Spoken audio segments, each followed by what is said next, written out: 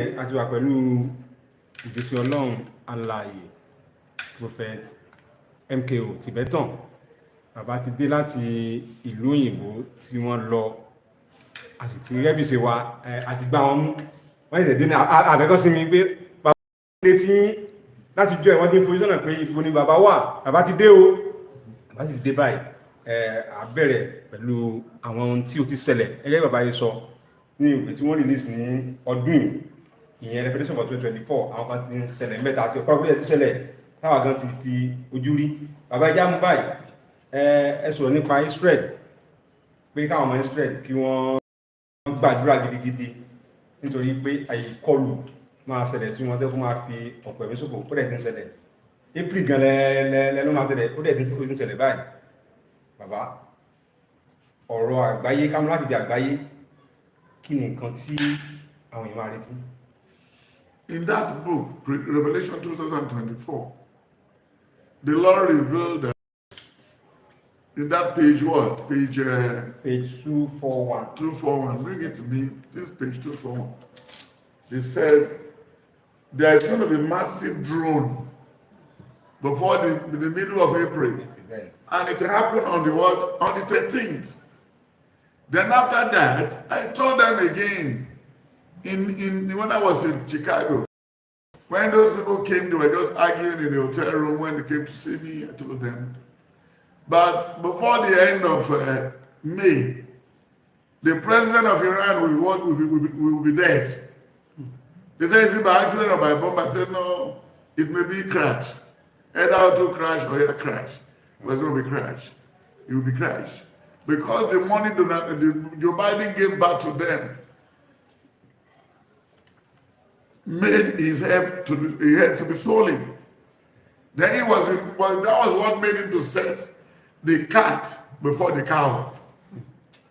Then there's going to be a repercussion for that, and the repercussion came.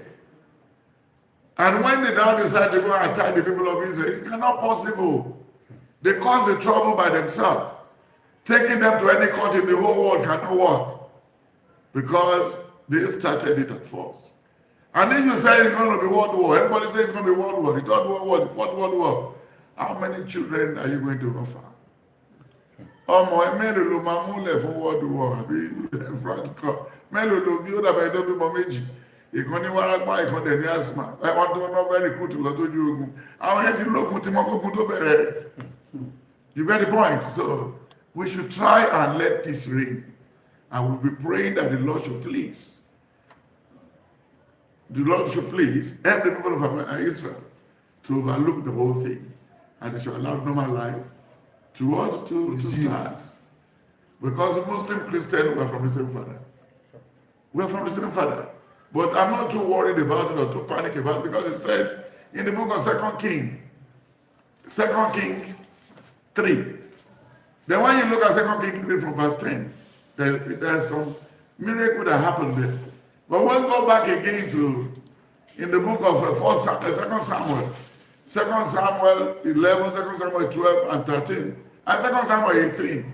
He now said, what we need to do now, there are times when the king do go by the end of the year to go and do surveillance on all the people from area who are not active enough. They will grab and amass those people, those areas with their territory.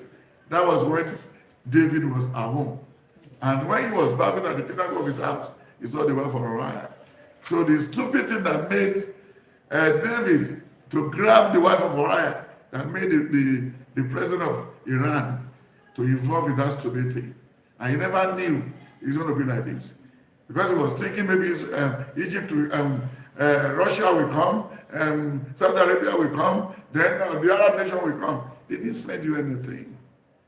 Why don't you allow peace to reign? What did you learn from Saddam Hussein? What did you learn from Gaddafi? What do you learn from all these people? At the end of the day, here comes the trouble now. The masses in Hamas, in the Arab nation, are now using their life as sacrifice. And those who cause the trouble, their children and wives, are not there. So my prayer to God that the Lord should touch the heart of Netanyahu that the Lord should touch the heart of the people of Israel and touch the Hamas and those people in the warring zone so that they can allow peace to reign. That's all. Àwọn akásùn sáré lọ sínú ìwé Revelation 24 again ní page 211 ní kí àwọn ìjọ ṣẹlẹ̀ tó jẹ́ ìjọ yín pé kán kún fún àdúrà torí pàápàá nílé olórí ẹni dá ìjọ náà sílẹ̀ ọ̀ṣọ́pàá ó dẹ̀ rí bẹ́ẹ̀ ọ̀kan nínú ọmọ bàbá náà ni ó jẹ́ lọ ní pé kí ni iṣẹ́ ìwòlẹ̀ tó ní fáwọn ṣẹlẹ̀ ìtẹ́ ti sọ ti ṣẹlẹ̀ báyìí tọ́lọ́run fi hàn yín ti ṣẹlẹ̀ báyìí. Yes sir, ìwọ̀n tó wà ń bẹ̀ yẹn ò lè sórí Celestial ní gbogbo ìjọ tó wà láyé is a delicate church. Kì í ṣe church tẹ́yọ̀ kàn lè ṣe játijàti. Ṣé mọ̀ pé wọ́n ní irú àwọn èèyàn tó mọ́ wọnú pẹpẹ, ó ní irú oyè tó máa wà kó tó wọ pẹpẹ, ó ní irú oyè tó máa wà kó tó wà ní ipò báyìí. Ṣùgbọ́n gbogbo ẹ̀ náà tó bá wòwe tó kà yẹn, wọ́n ní for the past 22 years láti fọ́ǹbù pẹ̀lú ọmọ ọlọ́run. Láti ṣe kí ni láti fọ́ǹbù. Ta ló láyé ọlọ́run lórí ọ̀run àti ilẹ̀ Psalm 24. Then that is only Psalm 23. What he said in Psalm 23, then ó tún sọ ìwé Exodus 23 verse 20. Ó sọ pé ó ní òun yóò rán áńgẹ́lì kan kó máa ṣáájú wa láti fi ọ̀nà hàn wá ṣùgbọ́n ká má mú bínú. Muslim ní law, babaláwo ní law tó gáìdì wọn, Celestial ní law tó gáìdì wọn. Bàbá wọn ló sọ pé bàbá ọ̀ṣọ́fà tó jẹ́ gbogbo wa ó ní chọ́ọ̀chì yóò fi ṣe ti family. Ó sọ categorically. So tó bá wá fẹ́ draft tó dàbí rúbítà dálẹ̀ bí ìsìn tó jẹ́ Elisha parish kí ti sọ fáwọn ọmọ ọjọ́ ọlọ́lá wà ń bí, báyọ̀ wà ń bí, obìnrin tó ká báyìí gbogbo wọn wà ń bí, àwọn wà lóyìnbó tí wọ́n ní ẹ̀ẹ́tẹ́ni tí bá ṣẹlẹ̀ sí mi bí ọ̀kadà gbá mi àbí mo jábọ́ láti orí ilé àbí mo já sí kan nínú kọ́ mo fẹ́ lọ mú kan ní wardrobe mo la rí mọ́lẹ̀ àkọ́bí mi ló máa fẹ́ ṣé èmi ni mo pè é àbí ṣé ìjọ ẹ̀mí tún nìyẹn àbí ìjọ ara ìjọ tó dọ̀tí jù ń sì rẹpẹtẹ ní ṣẹlẹ̀ because Olúwa sọ fún wa tó bá wọ Leviticus 20, 21 and 23 chapter yẹn ó ti ṣàlàyé ó lẹ́nikẹ́ni tó bá múkùn tó ní hóró kọ̀ọ̀kan dẹ̀n tó fọ́ lójú dẹ̀n tí ọmọ kan tó ń ṣe tó jẹ́ rárá ó ní kó má wọnú pẹpẹ. Ó wà nínú Bíbélì ó wà mẹ́ẹ̀ wọ́n dẹ̀ dí ẹ̀ àwọn ògún rẹ̀ mí àwọn núnẹ́yọ́ àwọn bánjọ àwọn àgbà wọ̀nyí they knew this thing wọ́n dí ẹ̀ wọ́n dẹ̀ ti bọ́ọ̀ síbẹ̀ tí wọ́n bá dẹ̀ ti ẹ̀ tí síbẹ̀ tó ti bọ́ọ̀ náà kí ló tó fi tira ẹ̀. bọ́ọ̀lù ló sà. there's no be iná he's a man. àwọn ti bèrè lọ́wọ́ ẹ̀ ṣé ó múyàn lọ ságijù rí náà ṣé ó múyàn lọ sí ìwọ̀ odò rí náà ó ní òtí ṣé ó múyàn ó ṣe rà padà fún yàn rí náà. even when papa died our own father àwa yìí sì ní pátákó náà wà kéré jù. tí papa ọ̀ṣọ́fà. yes àwọn ilé t-shirt náà wọ̀ wá wọn ò ní tent àwọn tó ṣọ́ ò ní tent àwọn mọ̀bí náà ní tent then gbogbo àwọn wọ̀nyí they are all young men now becoming a bad adult then they bastardize the church. Company wo ló wà ní Nàìjíríà tí afọ́jú jẹ́ MD bank yẹn company ayé mi nìyẹn then mo jẹ́ baálé ilé mo jẹ́ mi mo fọ́ lójú ń sìn kò sẹ́ni tí ò lè fọ́ lójú kẹ́ni tí ò lè ṣẹlẹ̀ kí wá ní tí NEPA bá wá kí wọ́n máa struggle àti jáde wá bá NEPA kí wọ́n á bí sọ fún pé mo ṣe já náà wà òdá no ìmílẹ̀ tí tẹ̀mí bá ti bá mi máa fàyè lẹ̀ kẹlòmí take over so then ẹnìyàn dẹ̀ bọ́ síbẹ̀ a máa ṣe ìbá lílé lọ wọ́n ní tí náà bá kú àfihàn ojú tọ́gẹ̀dẹ̀ bá kú àfọmọ́ ẹ̀rọ kú good but kì í ṣe bí ti Celestial.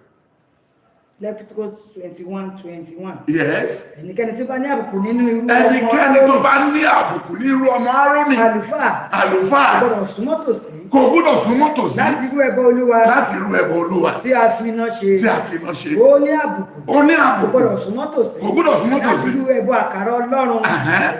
Yes. Ó wà nínú Bíbélì. Yóò ti wà nínú àkọọ́lẹ̀. But when you now deal with this, ó máa ń dùn mí.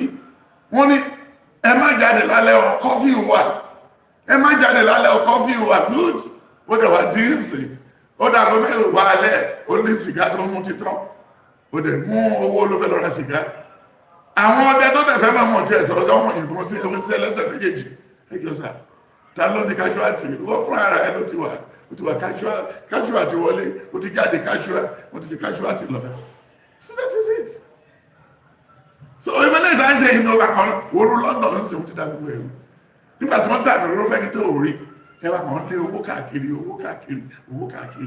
23 kìkì ohun kì yóò wọ inú aṣọ ìkèlè náà lọ bẹ́ẹ̀ ni aṣọ oyè aṣọ ìkúnwà wọ́n ní kó má wọ̀ bẹ́ẹ̀ ni kí ó má ṣe súnmọ́ pẹpẹ nítorí tí òun ní ààbò kí òun kí ó má ṣe bà ibi mímọ́ mi jẹ́ nítorí èmi ni Olúwa tí ó yà wọ́n sí mímọ́ Mósè sì wí fún Árónì àti fún àwọn ọmọ rẹ̀ àti fún gbogbo àwọn ọmọ Ísírẹ́lì. Don't call it.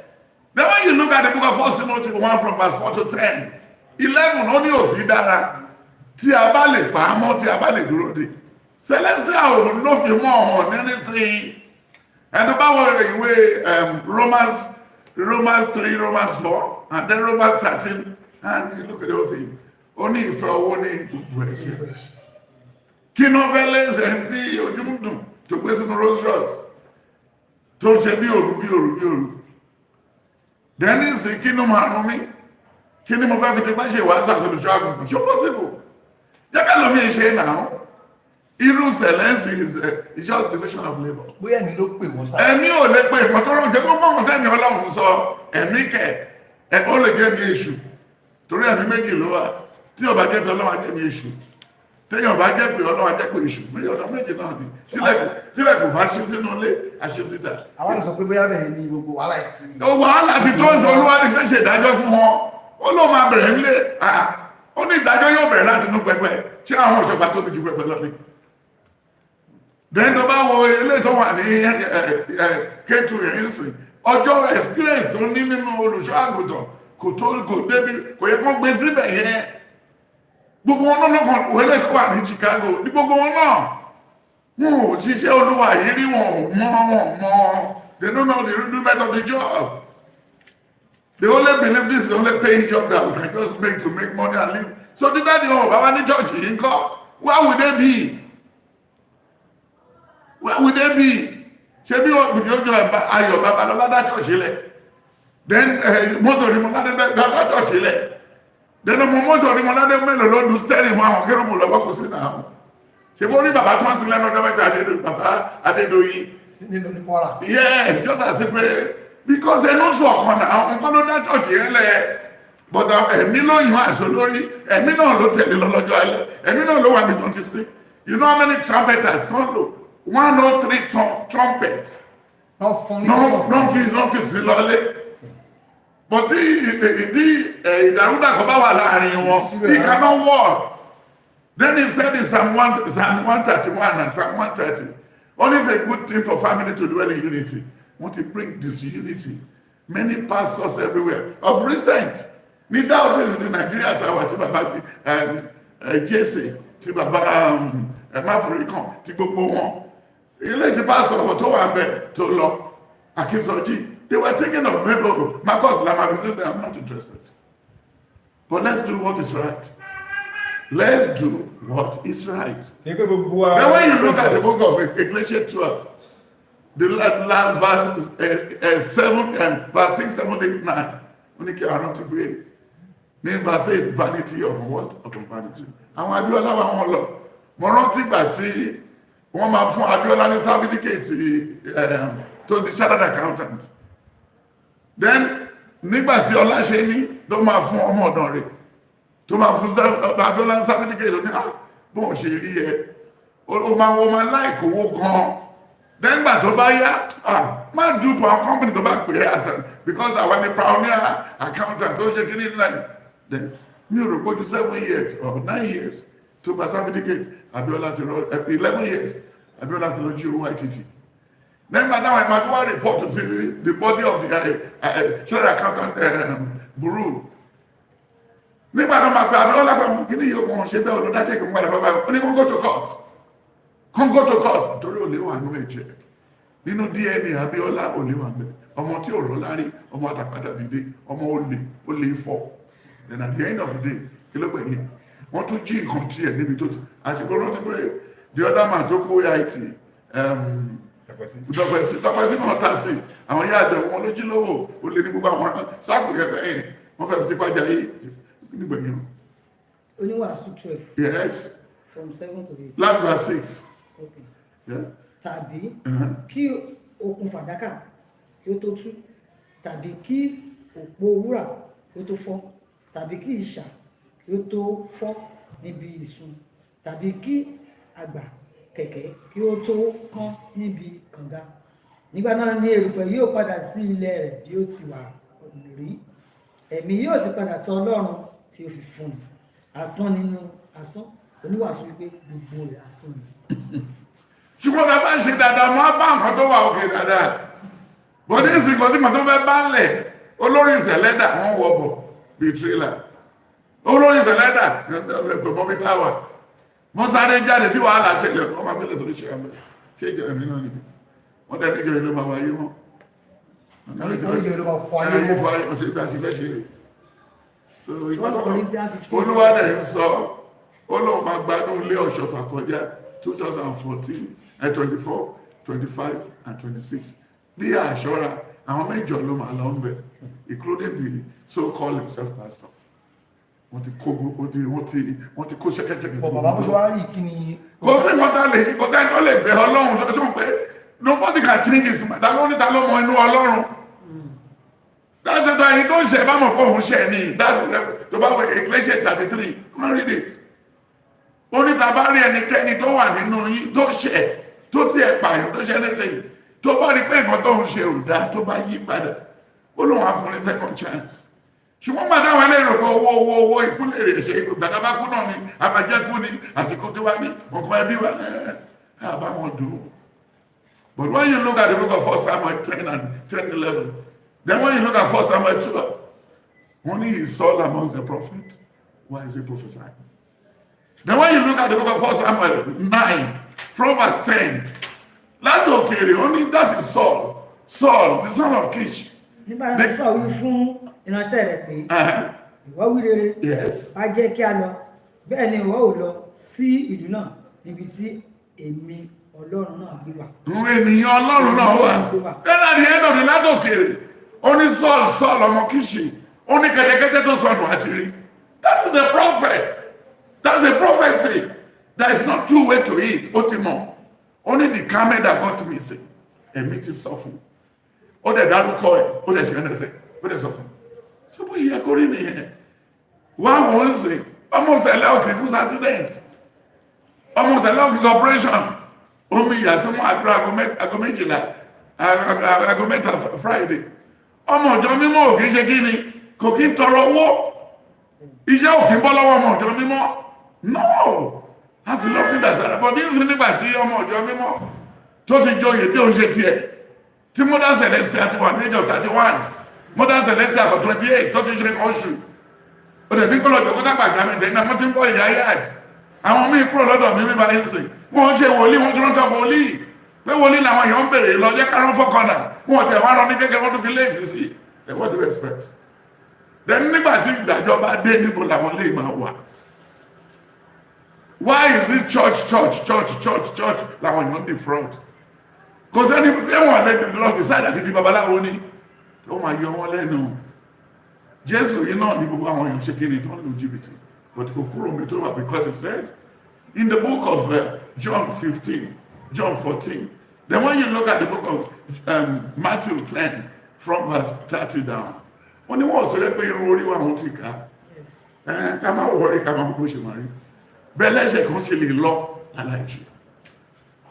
Ìyàwó mi ti kúrò mi láti 99 ló ti lọ bá mi dúró tàwọn ọmọ kò sọ àwọn ọjọ́ tó gòkè bẹ̀rẹ̀ tó ń fẹ́ ṣìdílẹ̀ náà ayé ò yọ ayé ò lè yọ sàtórí ìjọba ọ̀run ni ìmọ̀ ń lọ ọbẹ̀.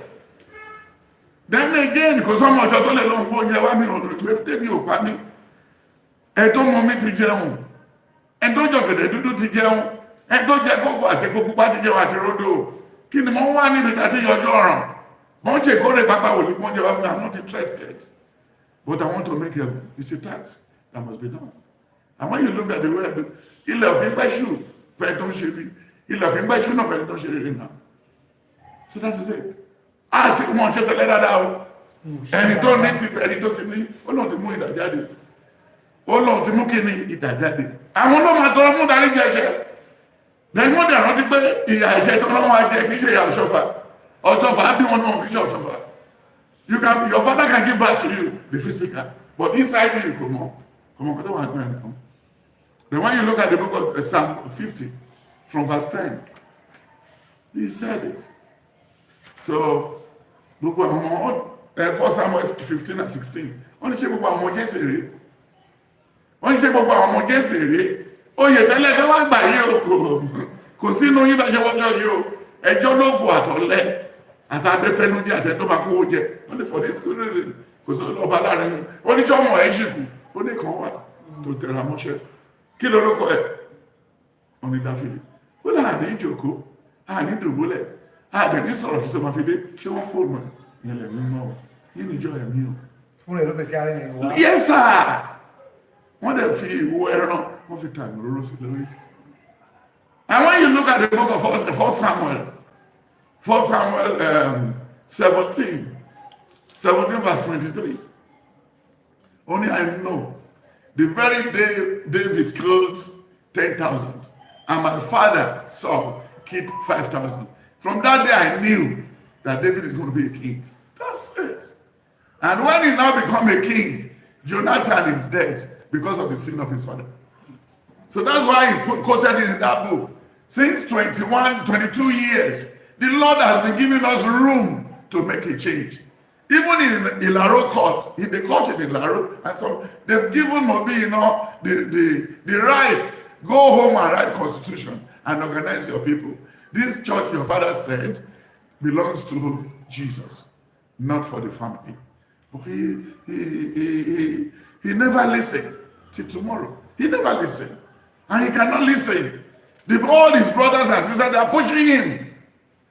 And they are pushing him to what? To doom. So that's the problem. And then he can come back. Because if a pastor to let you one to jump on families now, there must be royalty. If anything on the lower papa was royalty. Anything on royalty. Báwo ni pastor ṣe fẹ́ gbàgbé àwọn ọmọ ṣọ́fà, but ṣé ó bí dandan káwọn má jòkó sí CCT. Bẹ́ẹ̀ ni bá yàn wọ́n is another thing, but èmi ò yàn wọ́n. Èmi ò yàn wọ́n. Àbáwò dára sá, àwọn rí pé ṣọ́ọ̀ṣì yìí ìnáwó rẹ̀ ti ṣí kọ́lọ̀ máa yọrí ẹ̀, ó jẹ́ ti yọrí. Thank you, sir. Pẹ̀lú gbogbo ìnáwó tẹ̀ ṣe yìí, Yes, sir. àwọn wà, tẹ bá dàgbà, tẹ bá dògbò, tẹ bá lọ tán. Ṣé kò yẹ kó jẹ́ pọ̀ ló máa padà wá? No. Ìjọ ẹ̀mí là pé kí ṣe applicant. It's a spiritual church. It could be Olola. It could be the son of Olola. And to manage pastor, Olùṣọ́ àgùntàn, ó lè wòṣèwà l'Amẹ́ríkà. Táwa darí bí. Yes, ó lè máa ṣe dáadáa. Even táwọn ọmọ mi náà máa tó máa ṣe àkàdédì fún. Tínú wọn máa dùn. Ayé gbogbo tẹ̀ ná yìí. Ẹ̀sẹ̀ Ọlọ́run ló fún mi, Ọlọ́run ló lówó. Ṣé báwọn kan ló máa náwó lórí òkú mi tún bá lọ? Àwọn máa ra màálù, àwọn máa ra gbogbo ẹ̀, ṣé mo kó sí mi lọ́wọ́ ni? Bọ̀dọ̀ owó tó máa fi ra pọ́sí mi wọ́n lè fi ra lẹ̀ náà. Owó tó máa fi ra pọ́sí mi wọ́n lè fi ra màálù. Ṣé bó ṣe rí nìyẹn? Bàbá, nínú ìwé page 132, ọdún lẹ́yà tí ń bọ̀ báyìí, àwọn alájẹbóde wọ́n lè máa ń ṣe ojúde ọba ní ọjọ́ kẹta léyà. Ẹ̀rẹ̀ gbà wọ́n nímọ̀ràn wípé kí wọ́n gbàdúrà kí wọ́n lè ṣe nǹkan tó tọ́. Ǹjẹ́ ṣé mẹ́sẹ̀jì wà fún wọn fún ọdún yẹn ni? Yes, sir. Wọ́n máa kọ̀wé yìí lọ bóyá before Friday lọ fún Ọba Ìjẹ̀bú-Òde, Àwùjalẹ̀ Ìjẹ̀bú, because he's a father I respect amongst all the kings. Àti bẹ̀rẹ̀ struggle yìí as a activist during the time of 1983, during the time of Babangida.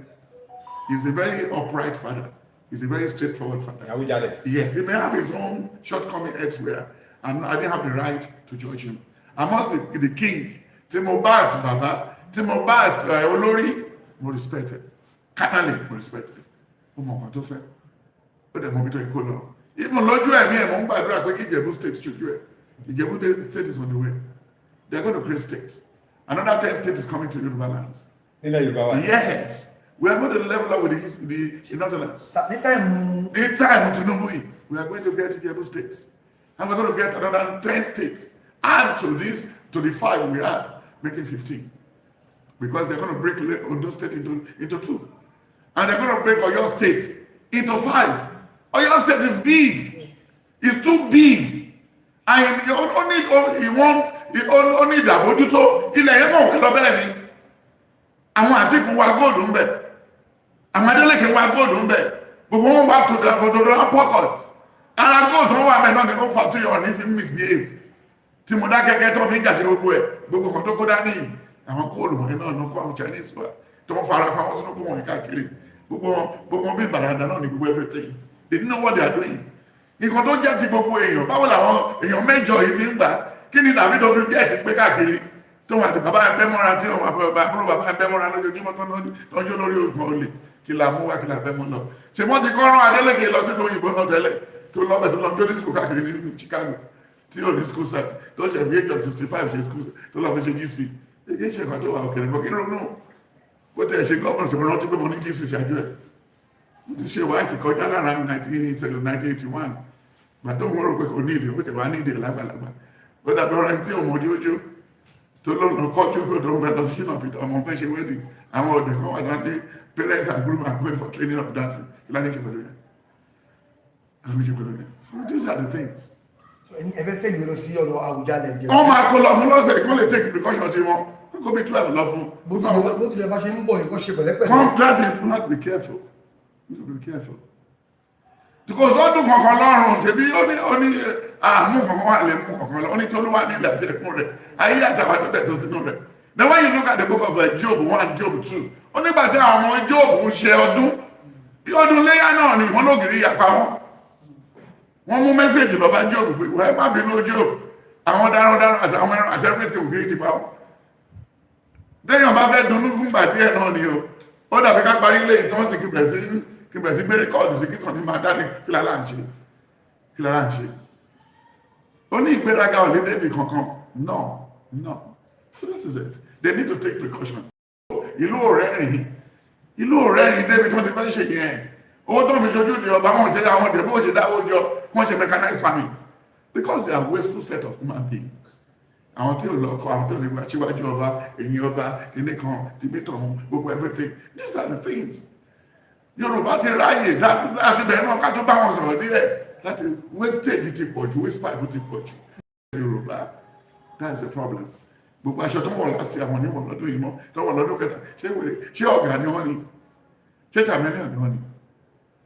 That's the problem. Nǹkan tó ń kó Nàìjíríà lọ́wọ́ yóò kọjá à ń ṣe. Yóò ju gbogbo afẹ́sẹ̀ báàgì lọ́nà bàtà báàgì ráìsì kan táwọn náà bá gbé tí wọ́n kó wá oúnjẹ fáwọn èjì ojú ìjọba ẹ̀ máa bọ̀ wá fẹ́ pín oúnjẹ fún gbogbo Yorùbá láì ṣé kò tí ì pọ̀ jù ṣé pọ̀ jù gbogbo àti mọ̀ bá ní ìrònú. àṣírí gbẹrẹgbẹ àṣẹ gbogbo ẹ̀ dáadáa so it's just like that. Bàbá láìpẹ́ ní ilẹ̀ Yorùbá ń bí àpàdánù ọ̀fẹ́ náà wòlíì ilẹ̀ Yorùbá yẹn prophetess Mọ́rẹ́níkejì. Ṣé o wà pé tó ti fi prophet? Àyíkọ́tà gbogbo ayé. Ọ̀kẹ́ tó pera ẹ̀ ọ̀kẹ́ wọ́n ẹ̀dẹ́ ni àbí? Gbogbo ayé. Lórí ìpèsè náà làwọn tí mò ń sọ lẹ́ẹ̀kan nìyẹn. Ta ni mẹ́ntọ̀ ẹ̀? Ta ló tọ́ níbo ló ti train yẹn? Church wo ló ti bẹ̀rẹ̀? Níbo ló ti kọrin ní age of 10? Níbo ló ti kọrin ní age of 16? So that's the problem. So ẹgbẹ́ ráwọn kan kàn wá gbọ̀mẹ́dẹ̀ máa tó tẹ̀lé wọn lẹ́yìn. Only is Saul among the prophet. Why is he prophesying? Tí yẹn bá lọ lọ́hùn tí ó lè lọ ṣẹ́ṣọ́. Ó ṣẹ́ṣọ́ ní sáà. Wòlíì náà. Go sí. Ta ló sí ó ní wòlíì? We have a lot of fake prophet. Ṣé Ọlọ́run ló máa ràn wá bí flash of light bẹ́ẹ̀? Ṣé wọ́n ṣe rán David nìyẹn? Ṣé wọ́n ṣe rán Elijah nìyẹn? Ṣé wọ́n ṣe rán Jésù nìyẹn? Yes, you see what happened. Wọ́n ní Jésù wá parí iṣẹ́. Yẹn lọ́rọ̀ ẹ̀ fi short. But eléyìí Ọ̀rọ̀ tí Odúyẹmí lọ́nà àjá. So what Odúyẹmí did was what Egbin Orun did again. You get what I'm saying? So that's what happened. So when you look at it, ṣe ló ṣe ṣó ti yẹ kì í ṣe wòlíì Ọlọ́run kò sí lára wa. Ṣé bí kan tẹ bèrè lọ́wọ́ mi lọ́jọ́ báyìí nìyẹn? Gbà táwọn kan ṣe wà níbi tí tó ń wá láti Celestial Parish kan náà bá ṣe kúrò wọ́n pé ṣé kí lorúkọ máa yìí pé ṣé ọmọ ṣe wòlíì ni, that is Àjànàkú. And I told them pé Àjànàkú kìí ṣe wòlíì. Àbí kò yẹ pé Àjànàkú kìí ṣe wòlíì, ìwọ gbé lọ. Orí ẹgbẹ́ ni. So immediately when you look at the whole thing, it's just very simple. So when you look at what Àjànàkú did, I said, Àjànàkú is not a prophet. Àjànàkú is not what? It's not a prophet. Orúkọ tó ń jẹ́ kankan jẹ́ orúkọ eégún ni. Nígbà tó bá yá àmárí, after 6 months, Àjànàkú died. Only his soul among the prophet. The lady is not a prophet. It's not a prophetess. Ó kàn àfọ́kàn, ó gbórúkọ ẹ̀ sórúkọ ara ẹ̀ ní. Tó bá mọ orí kọ yóò sọ ẹni wòlíì náà. Wọ́n ń tún àwọn èèyàn lẹ̀. Níbo ló ti tún wọn, àwọn ẹgbẹ́ náà ló lè túlẹ̀. Tànọ́dì lókùn dọ́dọ̀ ẹ̀ tí wọ́n rí kọ́dù. Wọ́n táwọn èèyàn lẹ̀. Ṣé ògbólátò kiri ní? Bẹ́ẹ̀ ti máa gbọ́rọ̀ lọ́rọ̀ lórí nìyẹn. Àwọn táwọn èèyàn lẹ̀. Ṣé tó wà ní police station? Ṣé èèyàn kan lè tún yàn kan lẹ̀? Ta ni wọ́n dì? Wíṣì wa ló lè so ọkàn wa ló lè mú wa ní BP. Bàbá ṣùgbọ́n lọ́gbẹ́ tí wọ́n sin Egbin Orun, Ọlọ́run kára kí àwọn àmì oríṣiríṣi àwọn náà jáde tí kàlùkù sọ pé ìgbà tó ń ní báyìí tí báyìí ṣẹlẹ̀ ó tún ṣe báyìí fáwọn àwọn dẹ̀ rí dáńdà àwọn lè tú sílẹ̀. Ẹ̀sà nígbà tí Judas kú, àwọn èèyàn pápá máa sọ pé àwọn làwọn advice Judas tó tọ́ Jésù. Ṣèbí Jésù kan Ọlọ́run kan wo gbogbo wọn ni. Gbogbo pásítọ̀ gbogbo church tó kúnlẹ̀ wọ̀nyí káàkiri ń sìn kì í ṣe fún ìtúsílẹ̀, kí ló wà fún torí jẹnujẹun ọdún fẹ́ jẹ ní tàbáyọ̀ ọ̀dá mẹ́wàá kí Tinubu gbé jáde lẹ́nì ní mọ́sálásí everywhere compound ìdá mẹ́wàá Catholic 2 years church are reduced to 0. Kọ́ má gbàdá ẹ̀sà mú ní church are reduced to 0. ṣe bí lọ́dún yìí ń bí more than 4 Sundays láti parí ìwàásù tí mo ní káwọn èèyàn máa lọlé. Yes, go home. Ẹ ti fẹ́ gọ̀kadà pé ẹ máa lọlé, owó tó yẹ kẹ́ dá máa dá. Ṣébí èèyàn ti fún mi lówó tó ń bí báyìí pé mi ò ní ìdòwó mi ò ní ìdòwó ẹ̀. Onídàdì ọkàn ti ní kún fún mi ní 1 million. Mo dẹ̀ pa àwọn mẹ́wàá. Wọ́n dẹ̀ gbà ní 100,000. Ẹ lọ fi kún òwò yín. nínú ṣọ́ọ̀ṣì. Yes, now then at the end of the day, wọ́n fònà gàrò. Àti kí millions náà mí náà tẹ́lẹ̀ rí to empower people. Ṣé bí ọ̀rọ̀ empowerment ló pa Táíṣọ́lá rí? Táíṣọ́lá rí down heart attack. Nígbà tó ń pariwo gbogbo bí àwọn lọ́yà yìí ṣe ń pariwo, wọ́n sì lọ́yà tó ń bá Tinubu fa wàhálà lọ́yà Yorùbá yìí. Fálànà ariwo ló kàn pa fọ̀nà tí kò ní owó òdùwọ́ta. Ṣé yàn gidi ṣe lọ́yà? So at the end of the day, ìgbà tó yá, wọ́n pe wọ́n ṣe Táíṣọ́lá rí síbẹ̀ kó wá pín owó fáwọn ọmọ ìgbòho people's bank and everything. Nígbà tí ọdún tó fi ní ọdún kejì, gbogbo àwọn tó fún wọn jápa. Bí a máa ń fẹ́ pè mí kí wá àkáǹtì, máa ń fẹ́ pè mí kí wá àkáǹtì, that's how you die of heart attack. Ṣé èèyàn kan wà tí o lè bẹ̀rẹ̀? Ṣé o lè tẹ́yàn lọ́rùn? Ẹni tó ò mọ inú ẹ̀ ṣe lè tẹ́ lọ́rùn. Ilé ìtọ́lọ̀ fún wa. Ṣé ọmọ tó jọ bá rọ̀gbà ní àwọn míì bínú? Tóòrùn bá rọ̀gbà ní àwọn míì máa ń bínú. Ṣé ó kàn wọ́n ṣá? Ṣé wọ́n tẹ̀yẹ ara nìkan tó lè túṣẹ́ Ọlọ́run? Nàìjíríà yìí nìkan ni mo ti rí. A máa yá wèrè gan Nàìjíríà. Babalá, askari, àwọn èèyàn bad person. Àwọn tó ti ready for destruction ló kó wá sí Nàìjíríà. Wọ́n bá fẹ́ dóyàn wá dolódì. Wọ́n fẹ́ fẹ́ ìyàwó, wọ́n fẹ́ rẹ́rìn wọ́n fẹ́ ṣe pàtí, wọ́n fẹ́ jalè wọ́n ṣìjà. Nígbà tí èèyàn jí 10 billion, tí èèyàn gé 90 billion. Nígbà tí èèyàn ní 500 something account. Ṣé pé ó ti kọjá àkọ́tà lè rò pé ṣé èèyàn lélẹ̀ àwọn àmẹ́fẹ̀lẹ́. At the end of the day, níbo ọ̀rọ̀ máa tẹ̀lé ìpàdà sí àgbẹ̀. There's no mind tẹ̀lé, à ń bọ̀ lẹ́jọ́ sí òṣèré nìyẹn. Ọ̀rọ̀ ẹ̀ tó tún bèrè kàn fífẹ́ ṣe àmì ẹ̀bọ̀n náà ni. Wọ́n ti sọ fún ẹ tẹ́lẹ̀ pé Emefiele is going to die of heart attack. And if he's going to die, he's going to be around, he's going to be 3 lóru and it's going to be Thursday. Ó ti fi gbogbo déètì bó ṣe máa rìn. Wọ́n máa gba gbogbo ẹrù, gbogbo kí ní ẹ̀ fáìlì wà lọ́wọ́ àwọn èèyàn. Wọ́n ti rí gbogbo àkáǹtì yẹn, ìṣe gbóòjẹ̀ tó fi pamọ́. Kọ̀mpútà ti jẹ́ gbogbo Áfíríkà ṣe táwọn èèyàn ní whistleblower, àwọn èèyàn ló ràn. Dẹ́nu agbára tí wọ́n gbà tí Goodluck tó ń gbà fún CBN ní táìmọ́ ti pọ̀ jù. Ọmọ owó tó print orí wẹ̀bọ̀t, Ọlọ́run ti sọ time tó ń lọ, he is going to die of heart attack. Then anybody tí ó bá stand on the way of Tinubu bó ṣe ń lọ yìí. Ṣé o pé tó wá pé Tinubu fẹ́ ṣe bí Goodluck Jonathan? Tinubu bá fẹ́ ṣe bí Ọbásanjọ́? Tinubu bá fẹ́ ṣe bí àwọn president tẹ́lẹ̀ eléyìí kò ní sí ìnira a máa yáwó a máa jù fún wọn náà ni nǹkan tí Yorùbá bá ti dì mú ó ti dáa. Yorùbá ò ń ṣe aláwàdànù èèyàn tí wọ́n bá wà níbi ipò a máa ń mọ̀ ṣe bẹ́ẹ̀ kò tó tún ṣe náà gbogbo ìgbọ̀nrán rí sí ní gbogbo Áfíríkà population tó wà ní Èkó nìkan ojú Kútọ́nù ojú Senegal ojú ti one of Ghana tàbá pa wọ́n pọ̀. ṣùgbọ́n àwọn pariwo náà. Wọ́n lè pariwo tó pé wọn ò níṣẹ́ wọn dẹ̀ fẹ́ ṣiṣẹ́ tí wọ́n ti fẹ́ máa gbé gàrí China wọ̀ lóṣù náà nígbà dáyìn ẹ̀lẹ́ dákó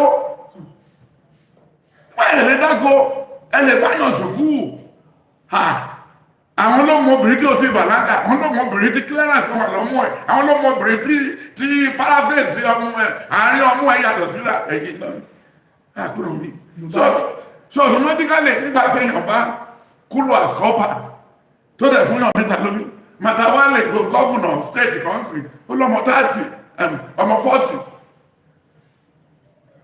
a governor then wọ́n nígbà tí wọ́n fẹ́ tó empowerment tó ń ṣe ní Kano kí ló tó wá dé bákanà yìí sìn wọ́n ní bí 1,000 àwọn èèyàn wọ́n fẹ́ yàwó fún wọn wọ́n gbé bẹ́ẹ̀dì fún wọn gbé ráìsì fún wọn ẹlọ́mọdé yàn lọ is that empowerment ìlú yìí nìyẹn ṣé Tinubu nìyẹn ṣé Tinubu ló túkọ̀ sí yẹn nígbà tá a ní kájè kúrú kó tán kí àwọn terrorists tó ń ní àgbáyé wọ́n ta kúrò ní Nàìjíríà ẹ tún ní gbogbo àwọn èèyàn tó ṣe terrorist tẹ́lẹ̀ ẹ fẹ́ dà wọ́n padà sọ́lọ́pàá ní Kánò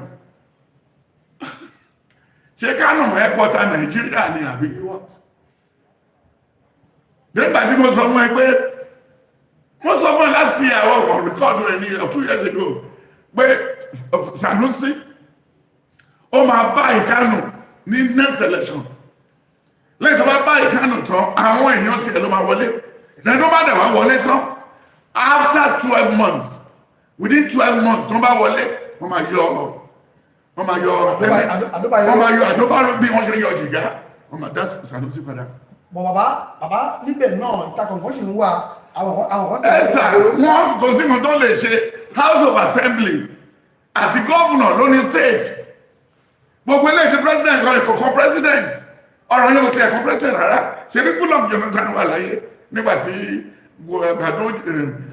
Ganduje àti àwọn cartel tó fẹ́ lọ yáwó ní táìmù yẹn tí Sanusi ẹ má yáwó ẹ má tó fi state yáwó kí eléyìí yá tẹ́lẹ̀ báwo ìtú wà láti wáyé ni. tó ti dáràn wọn. Yes wọ́n fún dẹ̀dẹ̀ mú sùúrù torí ẹ tó kàwé òkè jà bus stop ẹni tó kàwé tó mọ̀wé kò ń jà bus stop o. kò ní jà ní bus stop. ẹ lọ bá àwọn akọ̀rọ̀ abúlé fáwọn tọ́ọ̀kì wọn ajá òmùdá lọ́rọ̀ wọn náà Tinubu lọ́rọ̀ wọn kọ́ górí èèyàn nítorí àwọn tó kàwé nìyẹn ẹni tó kàwé ò ní ní pimples kò tiẹ̀ ní fẹ́ wound níbo ló fẹ́ kọ́ bàjẹ́ lára ẹ̀kọ́ tó débi tó lọ a ní ẹ̀dọ́ bá ní wọ́n àwọn boys wà lẹ́kọ́ àwọn boys wà lágége àwọn boys ní àwọn sàráwà 1,000 boys àwọn àpọ̀ bẹ́ẹ̀ ló ní wọn ó dẹ̀ kókó fún wọn ẹ̀kọ́ ládọ̀ fún wọn ẹ̀kọ́ lára àdálé wọn lọ́wọ́ kan tó pàdé rédèrèdè. nǹkan táwọn ìkọ́kẹ́ sọ ni pé bí wọ́n ṣe dá Sanusi padà yìí tíjọba mẹ́rin náà bá tún lé lọ́la ó ṣeé ṣe kó tún yọ ọ́. nǹkan sẹ́ni tó jà fún ẹjọ́ tó tún yọ wọ́n bí jìgá mẹ́sàn lè tó tó kẹ̀ yíyọ ìwájẹ́ wàhálà kí wọ́n ti yọ ọba ọ̀wọ́ ni ìyẹn ní kọjú máa rọ̀ ni ó ní káwọn èèyàn máa sùn yọ Sanusi ń dá padà náà sọ fẹ́ tani ìmọ̀ṣẹ̀jọba kí ló fẹ́ ṣe olóòrùn bá sọ ní kọ́ọ̀lì wọ́n náà bú ẹ̀fẹ́ nù ẹ̀rùn ẹ̀yọ̀wà wà lọ sí police station bí tó tí kọ̀m̀plé náà ó tún yà só kí ni ìyàtọ̀ wọ́n lẹ́nu rẹ̀ rùn. ṣé Sanusi tó ń jà fún náà ṣé mo yọjọ́ tó kù fún ṣé ó mo yọjọ́ tó kù bóyá Gàmbàrí ló máa sìnkú Sanusi ṣe wọ́n mọ́ bóyá àwọn gọ́ọ̀nà tó rọ́ọ̀kì káàkiri náà ló máa tún tẹ̀ sínú aṣọ gúngún tó máa gbé sẹ́gbẹ̀ẹ́lẹ̀ ṣé wọ́n mọ́ tó ní aṣíwèrè kú ọ̀rọ̀ jọ ìjọba ní tí ó ṣe kéde and he has time for everything they just one of the by time when that be break news ṣe wọ́n ti tún mọ́jú kúrò lára Tinubu wọ́n máa mọ́jú kúrò lára Tinubu tó ti lóṣù méje sí òyìn ní ṣíò tó máa face kò sí kàtà máa fẹ́ yọ Sanusi wọn because mo sọ fún wọn náà fẹ́ sẹ́ndì owó sí ní láti Kánò nígbà tó ń dìbò lọ́wọ́ ní kò sí mọ̀tò ìkọ̀wẹ́ tẹ́ẹ̀ tí wọ́n máa lé Gàdójì kúrò tó bá lè kúrò nítorí pé Kwakwaso ó lẹ́sẹ̀ ní Kánò ju Gàdójì lọ ṣùgbọ́n tó bá dẹ̀ ti lè kúrò tán gọ́ọ̀nà tó ń bọ̀ á fi gbálẹ̀ àwọn fámìlì Gàdójì o àti gbogbo ẹ̀ wọ́n á fẹ́ rẹ́ wọ̀n yìí o wọ́n ti ń sinú.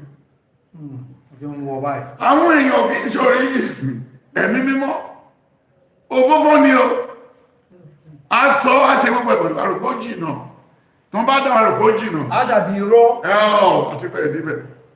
àti fẹ́ ìdíbẹ̀ o wọ́n ní Marcus ṣọ́ra o kábàbà kóbìnrin àjòjì má bàgbé ẹ̀ṣubú àmọ́ nínú ọ̀nà kò ju dráìvà mi àti ìyàwó àtàwọn tó gbà àwọn dráìvà ò lè tẹ̀ǹtẹ̀ àbí kò yá make sure pé gbogbo everyday òkojú onípápá òfúnra pápá ti já bẹ́ẹ̀ ni àjà òfúnra ajá ti jìrò ó ní baálé ilé òfúnra ogún pé baálé ilé lọ ẹ̀yin ọmọ Ọlọ́run ó yẹ ká fúnra ó yẹ ká fúnra ó yẹ ká fúnra everyday máa fúnra ó ní kí sẹ́ni máa ṣe wá ìsìn gbọ́ bí áńgẹ́lì ẹ̀ ṣe wí máa ṣọ́ra. So that is it.